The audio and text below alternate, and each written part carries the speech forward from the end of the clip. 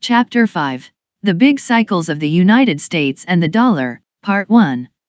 We ended with the British Empire declining in the first half of the 20th century. That brought us up to World War II, after which the British Empire was replaced by the US Empire. In this chapter we will examine the US, and in the next we will examine China, now the two leading world powers, to see how they are progressing along the path of the archetypical cycle. When the leading countries suffered from these internal challenges at the same time as rival countries had become strong enough to challenge them, the risks of external wars increased. When these seismic shifts in how wealth and power are distributed occur within countries, i.e., via revolutions, or between countries, typically through wars, though sometimes peacefully, the old world order breaks down and a new world order begins, and the process starts all over again. The US Empire and the US dollar. In it you can see the story behind the US rise and decline since 1700. We start in 1700 because that was just before the emergence of the United States. While the area now occupied by the United States was of course inhabited by native people for thousands of years, the history of the United States as a nation begins with the colonists, who revolted against the colonial power of Great Britain to gain independence in 1776.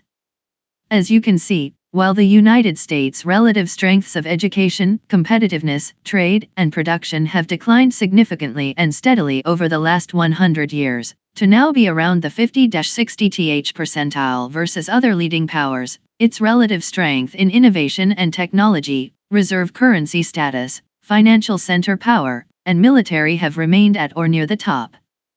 At the same time, as we will see when we delve into China's picture, China has gained on the US in all these areas, has become comparable in many ways, and is advancing considerably faster than the US. 1930 to 1939/41, the Economic War. Before there is a shooting war, there is usually an economic war.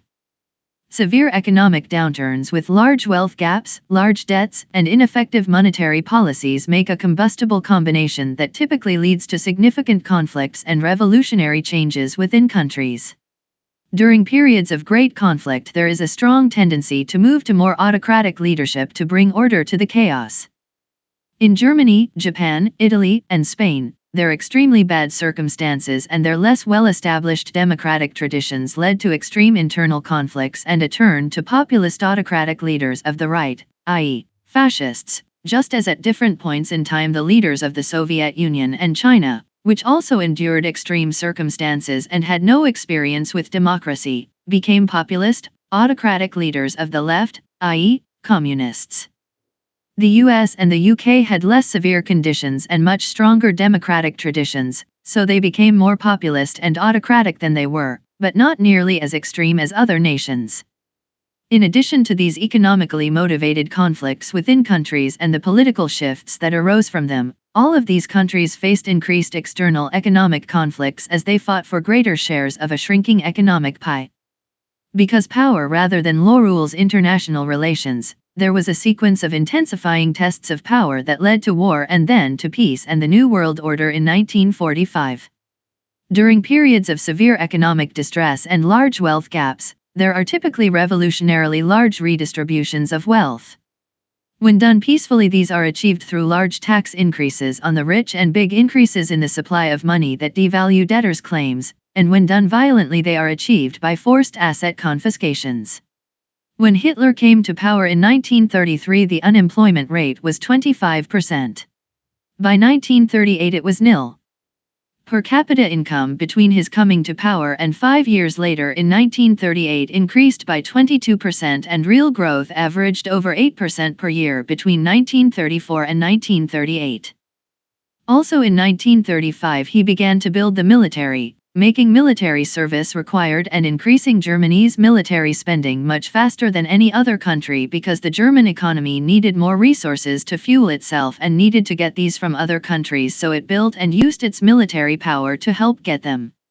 One could argue that getting them militarily was more cost-effective than trying to produce goods to trade with others to earn income to buy what was needed. Like Germany, Japan was also hit exceptionally hard by the Depression and became more autocratic in response to it.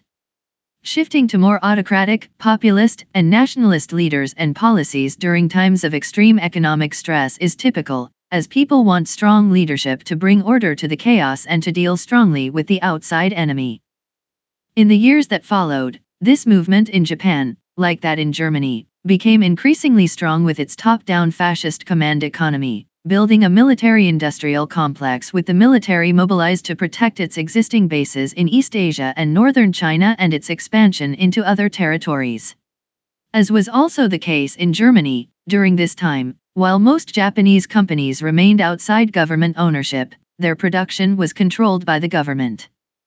Fascists believed that top-down autocratic leadership, in which the government directs the production of privately held companies in a way that individual gratification is subordinated to national success, is the best way to make the country and its people wealthier and more powerful. The United States and Great Britain believed that the democratic, capitalist, and individualistic mix was better, while the Soviet Union believed that the autocratic, communist, and collectivist mix was best. As a principle, when countries are weak, opposing countries take advantage of their weaknesses to obtain gains. Beginning in September 1940, to obtain more resources and take advantage of the European preoccupation with the war on their own continent, Japan invaded several colonies in Southeast Asia. At the same time, this Japanese territorial expansion was a threat to the US's own Pacific ambitions and continued to heighten tensions with Japan. In July and August 1941, Roosevelt responded by ordering the freezing of all Japanese assets in the United States, closing Japan's ability to ship through the Panama Canal, and embargoing all oil and gas exports to Japan. This cut off 3/4 of its trade and 80% of its oil. Japan calculated that it would be out of oil in 2 years. This put Japan in the position of having to choose between backing down and attacking the U.S. The only thing that is known at the outset of war is that it will probably be extremely painful and possibly ruinous. As a result, smart leaders typically only go into hot wars if there is no choice because the other side pushes them into the position of either fighting or losing by backing down. That is how World War II began. On December 7 and 8, 1941, Japan launched coordinated attacks on U.S. military forces in the Philippines and at Pearl Harbor. That marked the beginning of World War II in the Pacific, which brought the U.S. into the war in Europe too. 1939-41 to 1945, the Hot War. When the U.S. entered the European and Pacific Wars after the attack on Pearl Harbor, classic wartime economic policies were put in place in most countries by leaders who became more autocratic and whose autocratic approaches were broadly supported by their populations in opposition to the evil enemy. Stock market closings in a number of countries were common, leaving investors in stocks stuck without access to their capital.